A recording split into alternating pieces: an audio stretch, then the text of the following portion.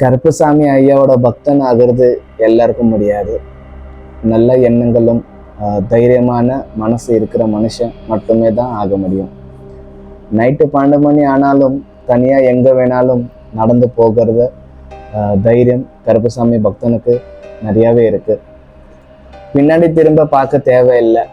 பேய் காத்து கருப்பு பிடிக்கும்னு அந்த சொல்கிற ஒரு பயம் உண்மையான அந்த பக்தனுக்கு கிடையாது. கருப்புசாமி பக்தனாலே பேய் அந்த காத்த கருப்புக்கு பயப்பட மாட்டாரு. அதான் ஐயா சொல்றாரு, பயம் இருக்கிற இடத்துல கருப்புசாமி ஐயாவோட சக்தி இருக்கிறதுன்னு. கருப்புசாமி ஐயா கோயிலுக்கு நீங்க பார்த்துருப்பீங்க.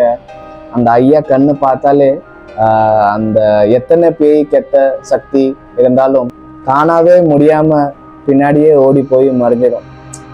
யாரு வீட்டுல தீய சக்தி இருந்தாலும் கருப்புசாமி ஐயாவோட சக்தி வருதுன்னு தெரிஞ்ச உடனே அந்த சக்தி தானாவே ஓடி போகும். நம்ம பயப்பட வேணாம். எங்க ஐயா கருப்புசாமி எப்பவும் எங்க குடும்பத்திலையும் எங்க வீட்டில் இருக்கிற அந்த கெட்ட சக்தி தீய சக்தி காப்பாத்திட்டு இருக்கிறாரு. அவரோட பார்வை ஆயுதம், அவரோட சக்தி பக்தனோட உயிர் காவல். சாமி சரணம், கருப்புசாமி சரணம்.